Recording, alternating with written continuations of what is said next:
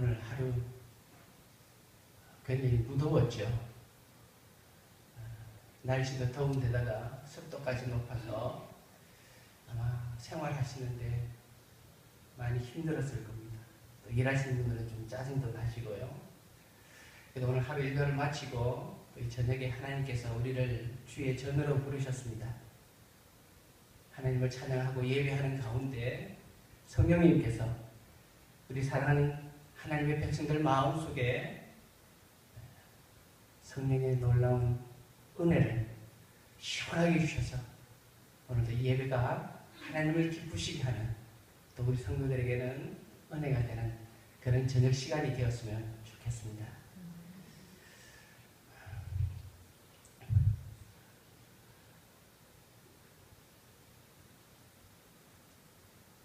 좀 얼굴을 좀 펴보시면 좋겠습니다. 여러분들 밑에서 잘 모르시지만 위에서 설교단을 이렇게 내다보면 성도들의 표정이 다 보이거든요. 근데 요즘 우리 한국교회 성도들이 온갖 세상의 시름을 다 짊어지고 교회 들어오셔서 이야기하는 표정들을 보면 너무 굳어 있어요. 이 설교자가 말씀을 선포하려는데 이 성도들 얼굴을 보면 너무 답답해요. 성도들 속에는 주님께서 주시는 기쁨이 넘쳐야 하는데 너무 얼굴이 답답하게 굳어 있어서 좀 제 얼굴이 좀 우습게 생기지 않았나요? 좀 한번 입을 착 벌려서 한번 웃어보시는 그런 좀 마음의 여유가 있었으면 좋겠습니다. 우리 성도님들 지금 여러분들의 삶이 행복하십니까? 내가 지금 살아가는 게 정말 행복하다. 나는 정말 누구 앞에서라도 내 삶이 행복하다. 그렇게 말할 수 있는 사람 과연 얼마나 될까?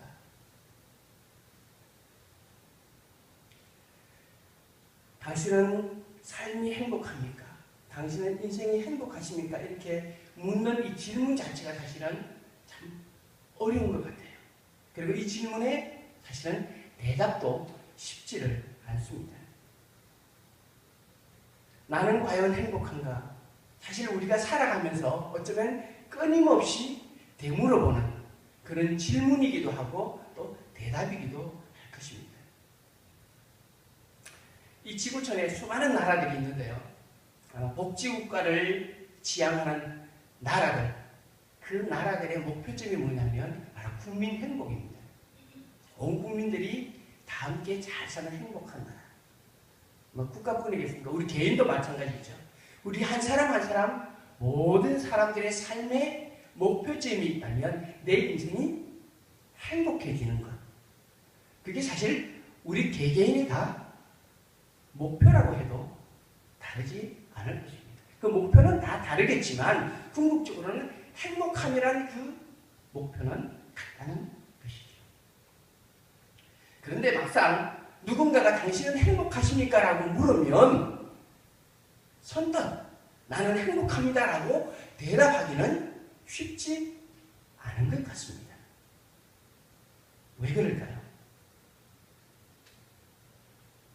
사실 우리는 이 행복을 얻기 위해서 알게 모르게 굉장히 많이 노력을 하고 있습니다. 우리 자녀들, 우리 공부하는 자녀들, 아이들 왜 열심히 공부합니까? 이 무더위 속에 학교에서 엉덩이 땀띠 날 정도로 앉아서 왜 그렇게 공부를 해요? 학교 수업 마치고 집에 가서 좀 놀지, 쉬지. 왜 학원 가서 그렇게 밤늦게까지 공부합니까? 열심히 공부해서 앞으로 자기의 꿈이 있거든요.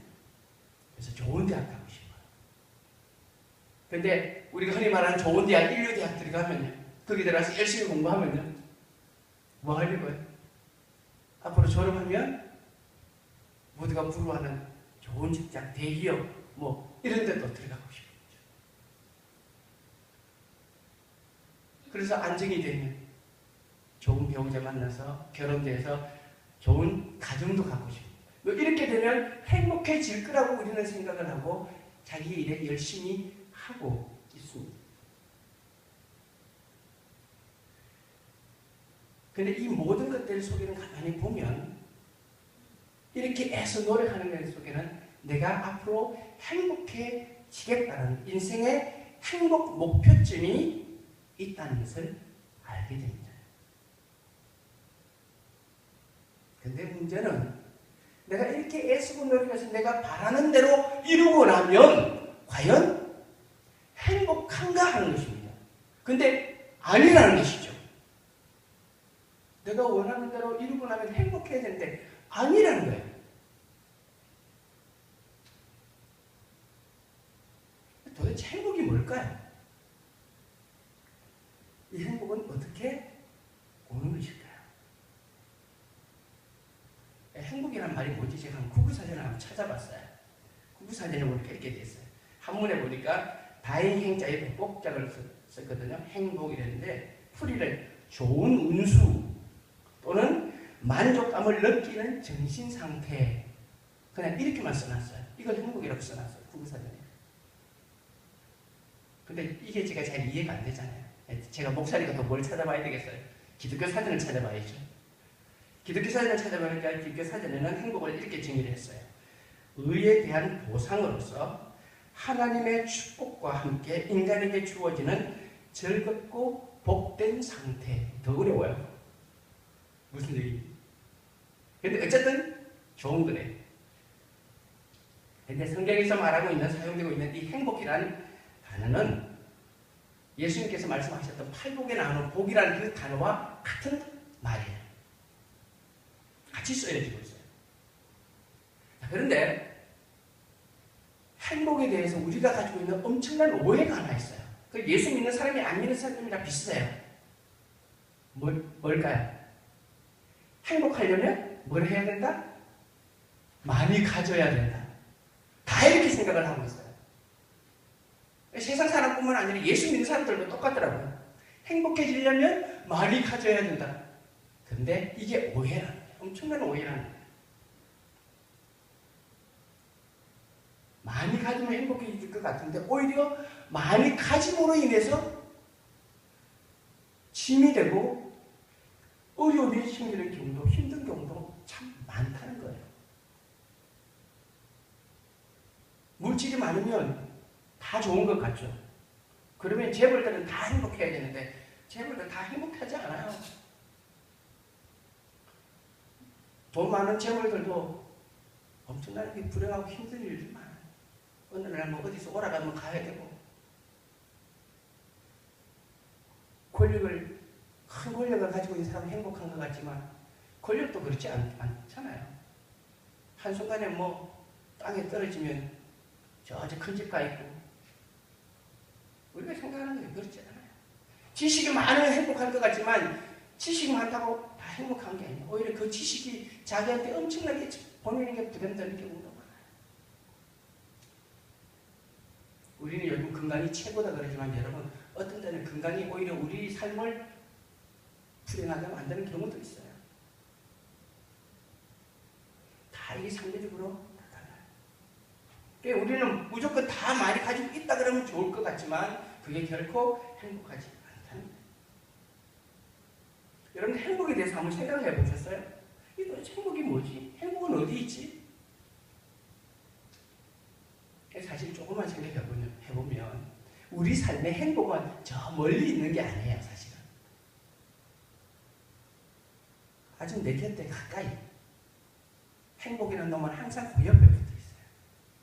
그런데 문제는 내가 그걸 느끼고 이 행복을 내가 좀 갖고 싶다라는 생각이 들고 그 행복을 찾기 위해서 집착을 하면 내 곁에 있던 행복이 어느샌가 저 멀리 가고요. 저 멀리 가 있어요. 이걸 잡혀지지가 않는 거예요. 안 되는구나.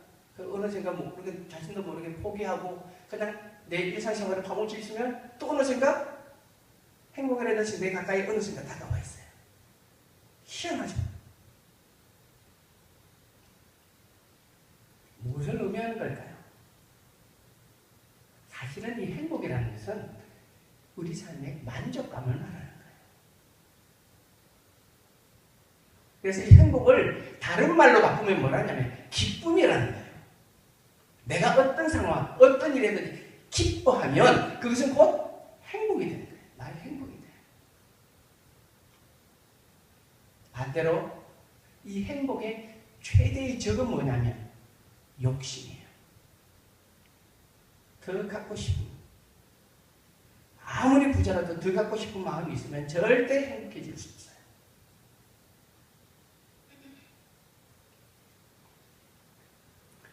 예수님께서 팔복 가운데서 제일 첫 번째 하셨던 복이 뭐죠?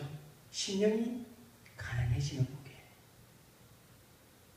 심령이 가난한 자는 복이 있느니 바로 그들이 천국을 소유한다고 했어요.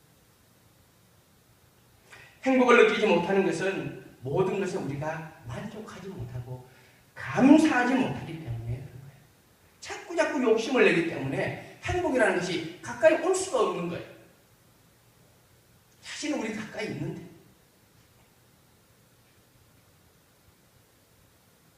그래서 내가 자꾸 무언가를 더 많이 가져서 취해서 행복을 얻으려면 어느새 행복은 저 멀리 내 곁에서 도망해 가고 있는 거죠. 만약에 우리 인생이 많이 가질수록 행복하다면 가난하지만 즐겁게 감사하게 살아가는 사람은 어떤 사람들이에요? 병들고 약한 가운데서도 찬송하며 사는 사람들은 도대체 무슨 사람들이에요?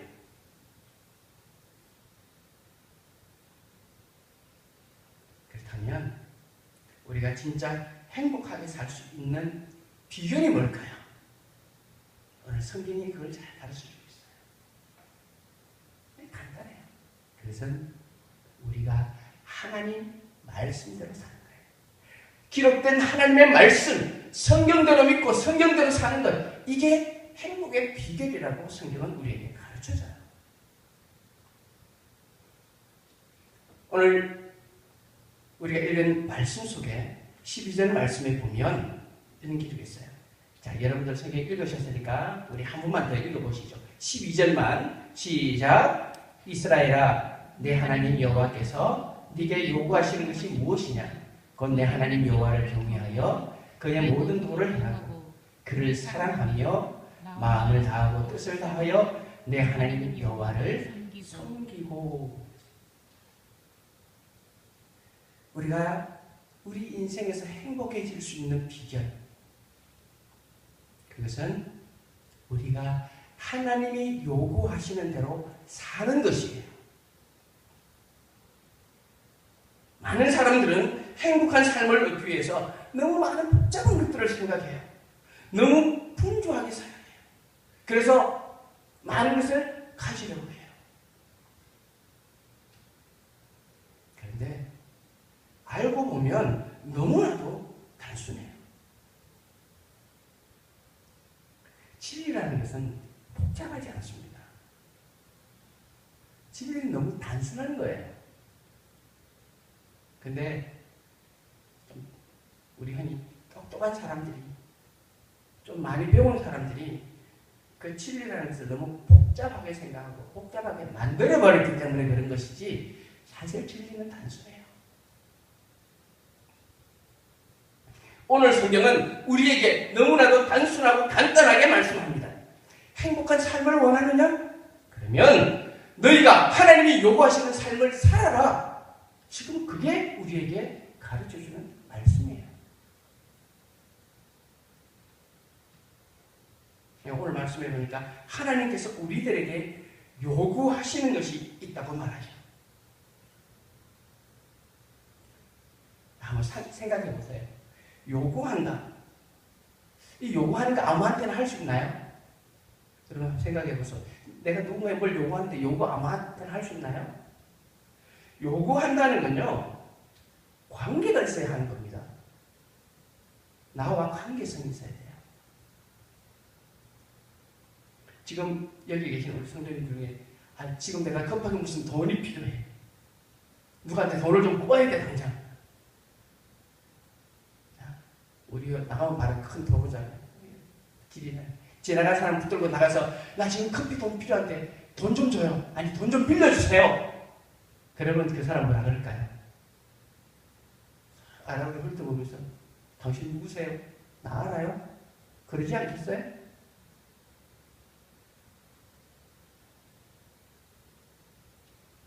저녁에 뭐 일하시다 식사는 못 하시고 오신 분들 계시죠? 내가 지금 배가 몹시 고파요.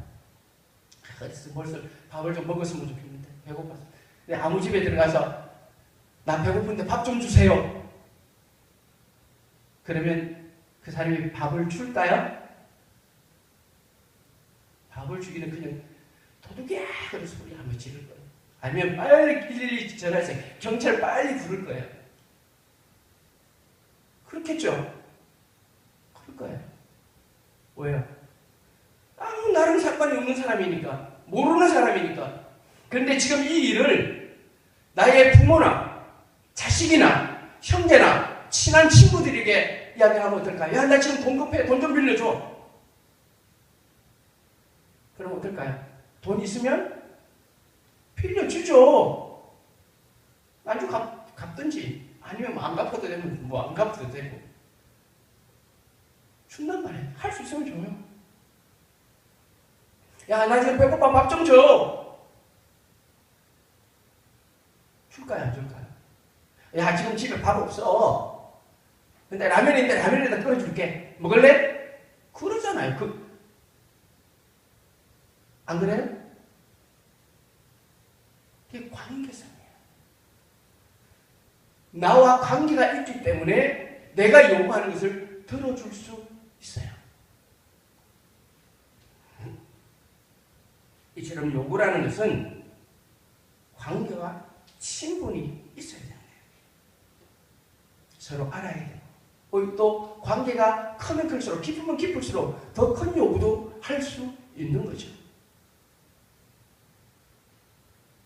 그런데 지금 하나님께서 우리에게 요구하고 계시다고 그래요. 도대체 그분과 우리는 무슨 관계길래 하나님께서 지금 우리에게 요구를 하시는 걸까요? 그분은 우리의 누구? 아버지. 우리의 아버지시기 때문에 예수 믿는 모든 성도들은 그분의 자녀들이기 때문에 자녀인 우리들에게 하나님께서 요구하실 수 있는 겁니다. 근데 오늘 말씀 가운데 보면 참 재밌는 표현이 있어요. 13절 말씀을 제가 읽어볼게요. 내가 오늘 내 행복을 위하여 네게 명하는 여호와의 명령과 규례를 지킬 것이 아니냐. 그렇게 기록해요. 보통 요구는 내게 쓰임이 있을 때, 내게 필요할 때, 나를 위해서 요구를 하는 게 그 대부분이에요. 내가 필요해서. 나 자신의 유익을 위해서 하는 게 요구예요. 근데 오늘 하나님께서 우리에게 요구하시는 것은 하나님 자신을 위한 것이 아니라 누구를 위해서? 자녀인 우리들을 위해서 하나님께서 우리에게 요구하고 계시다는 거예요.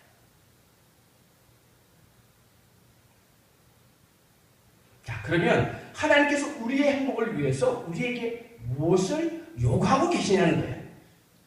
제가 12절 말씀을 다시 한번 읽겠습니다. 눈으로 보세요. 이스라엘아, 내 하나님 여호와께서 내게 요구하시는 것이 무엇이냐? 곧 내 하나님 여호와를 경외하여 그의 모든 도를 행하고 그를 사랑하며 마음을 다하고 뜻을 다하여 내 하나님 여호와를 섬기고 했어요.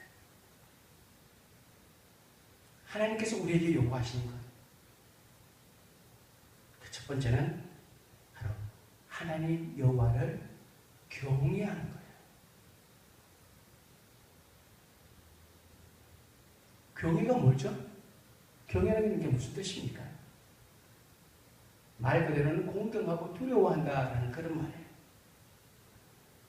이 말을 조금 더 바꾸면 하나님을 내 안에 모셔드리고 내 삶의 주인으로 인정합니다라는 그런 뜻이에요. 다시 말해서 경외는 하나님을 하나님으로 인정하고 사랑합니다 라는 것. 이게 온전한 경외의 뜻입니다. 하지만 우리는 신앙생활을 하면서 하나님께 대한 경외심을 너무 쉽게 생각합니다. 경외라는 이 말의 의미를 우리가 너무 쉽게 생각하고 있다. 마치 젊은 연인들 사이에 자주 사용하는 자기 사랑해, 나 사랑해 하는 그런 사랑의 표현처럼 그렇게 너무 가볍게 쉽게 생각한다는 것입니다. 그러나 이 경외는 그런 가벼운 것이 아닙니다. 오늘 우리가 읽었던 12절 하반절의 말씀처럼 진정한 경외심이라는 게 어떤 거냐면 마음을 다하고 뜻을 다하는 것. 그게 바로 경외예요. 하나님을 사랑하고 섬기는 것, 하나님을 예배하고 높이는 것, 그거 대충대충 그렇게 하는 것이 아니라 나의 온 마음을 다하고 성품을 다하고 전심으로 그분을 섬기는 것, 그것을 경외라고 성경은 말하고 있는 것입니다. 그런데 우리는 예수 믿으면서 신앙생활을 하면서 우리는 아버지라 부르는 그분을 정말 이런 마음으로 섬기고 사랑하며 신앙생활을 합니까? 우리의 아버지 하나님은 우리가 그저 대충대충 생각하고 섬길 그런 분이 아닙니다. 왜요? 그분은 우리의 주님이시고 나의 창조주시고 나의 구원자시기 때문입니다. 그리고 그분은 나의 아버지시기 때문입니다. 우리 하나님은 하나님의 자녀들인 우리들이 이와 같은 마음으로 온전히 하나님을 섬기기를 원하신다는 것입니다.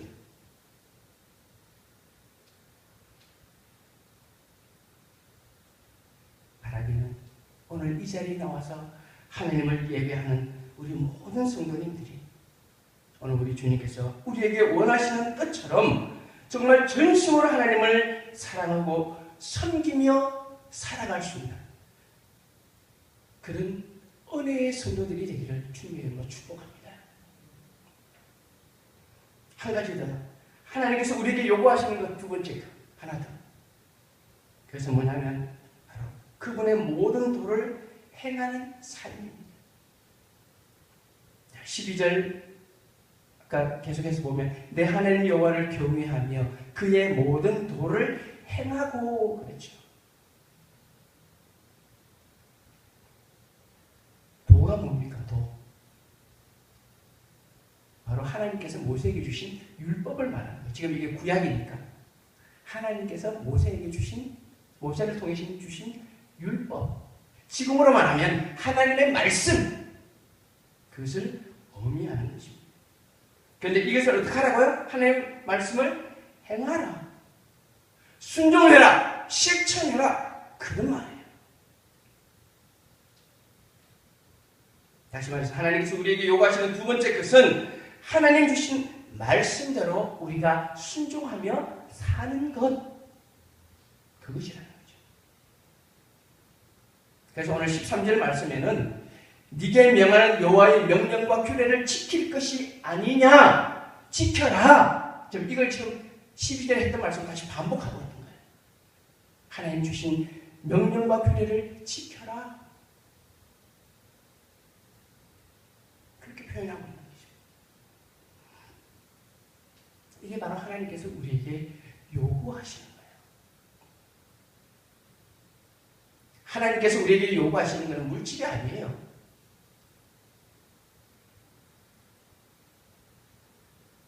오늘 이 말씀 속에서 정말 하나님께서 우리에게 요구하시는 게 무엇일까 하는 것을 우리가 분명히 알아야 돼요. 운전을 하다 보면 이 도로가 어디에서나 보게 되는 게 하나 있어요. 뭐냐면 이정표라는 겁니다. 아마 운전하시는 분들은 다 알 거예요. 이게 이정표가 뭐냐면 이 도로에 보면 어디로 가라고 표시되어 있는 표지판이에요. 여기로 가면 왕십리, 저기로 가면 성동구청, 여기로 가면 신설동, 이렇게 가르치는 표지판이 있죠. 그걸 가리켜서 이정표라고 합니다. 운전하는 사람에게는 이게 아주 중요해요. 길 찾는 사람에게는 굉장히 중요합니다. 요즘은 뭐 차에 내비게이션이라는 게 대부분 다 있어서 뭐 기계가 이야기하는 대로 따라가면 뭐 웬만한 데는 다 따라가지만, 그러나 요즘도 혹시라도 내비게이션 되지 않는 그런 지역에 가서는 이 이정표가 있는 걸 가르쳐 주는 데로 가는 게 얼마나 중요합니다. 그래서 그 이정표를 보고 그걸 믿고 그걸 따라가면 내가 원하는 목적지에 도달할 수가 있는 거예요. 하나님께서 우리에게 주신 말씀, 그게 바로 우리 인생의 이정표예요. 주님의 말씀은 우리 인생의 이정표가 되어서 우리가 알지 못한, 우리가 한 번도 가보지 못한, 그럼에도 불구하고 우리가 반드시 가야 할 그 목표, 그곳으로 우리가 갈 수 있도록 우리를 인도하는 바로 인생의 이정표라는 사실입니다.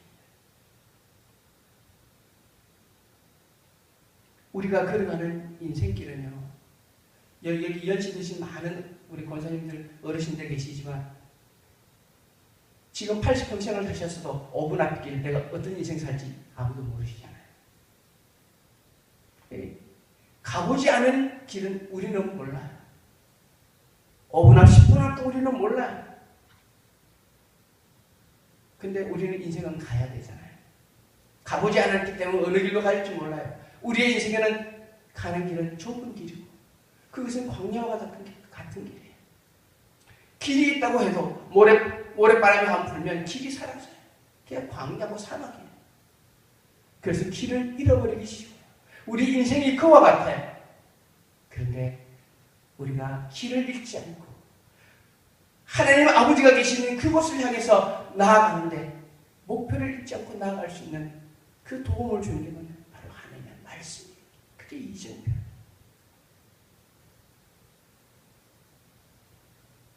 그래서 우리는 주님 주신 이 말씀을 늘 보고 그대로 믿고 순종하고 살아가면 하나님께서 너의 인생이 복되다, 행복하다, 그렇게 말씀하시는 거예요. 그리고 우리가 도착해야 할 우리 인생의 궁극적인 목표인 하나님의 나라에 다다르게 된다는 것입니다.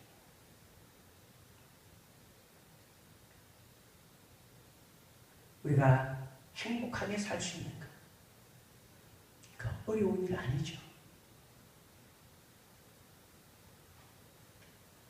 내가 믿는 하나님, 우리를 구원하신 아버지 하나님, 그분을 진심으로 경외하고 그리고 그분이 우리에게 주신 그 말씀대로 잘 어렵지만 그 말씀대로 살아가기 쉽진 않지만 그래도 그렇게 살려고 몸부림치고 그 말씀대로 순종해서 나아가다 보면 우리의 살아가는 인생이 행복해진다는 거예요. 그리고 궁극적으로는 하나님 나라에 온전하게 도달할 수 있다는 거예요. 하나님께서 바로 이런 우리의 인생의 행복을 위해서 내가 네게 요구하는 대로 살아라, 그렇게 말씀하시는 거예요. 사랑하는 성도님들, 우리가 이러한 하나님의 은혜와 복을 누릴 수 있는 것은 저나 여러분이 잘나서 또 많이 가져서 많이 배워서 그래서 이런 은혜를 얻는 게 아니라 전적인 하나님의 은혜입니다. 오늘 15절의 말씀처럼 이런 하나님의 은혜와 그분의 축복을 누리는 것은 우리가 깨끗한 존재나 아니면 뛰어난 존재였으가 아니라 전적인 하나님의 사랑에 기인한 은총이라는 사실을 우리가 잊지 말고 살아야 합니다.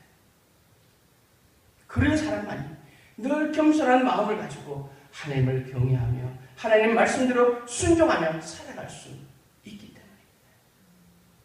내가 잘났다고, 내가 많이 배웠다고, 내가 높은 지위에 있다고 그것 자랑하면서 그렇게 나아가면 그는 결코 하나님 뜻대로 그렇게 살아갈 수 없을 거예요. 오늘 하나님께서도 모세를 통해서 이스라엘 백성들에게 너희들이 이런 은혜를 받는 것은 너희들이 잘났어가 아니라 오직 하나님께서 너희 조상들과 함께 언약한 그 언약을 생각하고 너희를 기뻐하기 때문이다. 하나님의 전적인 은혜다. 그 얘기를 하고 있는 거예요. 오늘날 우리 예수 믿는 사람들 중에도 수많은 착각하는 사람들이 있어요. 내가 예수 믿는 거 그저 내가 잘나서 예수 믿는 줄 알아요. 하나부터 열까지 믿음이 하나님의 은혜예요.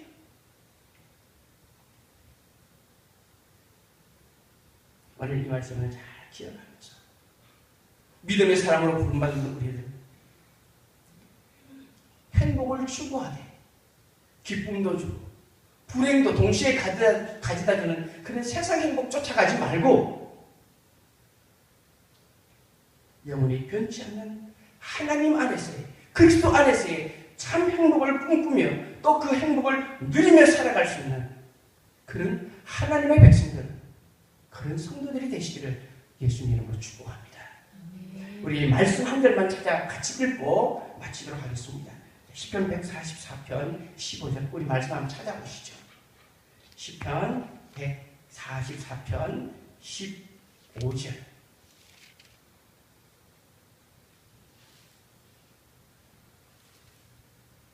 시편 144편 15절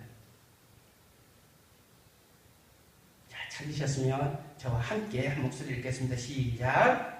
이러한 백성은 복이 있나니 여호와를 자기 하나님으로 삼는 백성은 복이 있도다. 아멘. 여호와 하나님을 내 삶의 주인으로, 우리 가정의 주인으로, 우리 교인으로, 우리 교회의 주인으로 섬기며 사는 그 사람, 그 가정, 그 교회는 행복하다. 그렇게 말하는 것입니다. 이 은혜의 삶을 누리는 우리 성도들 되시기를 주님의 이름으로 축복합니다. 자, 우리 오늘 우리 주님 주신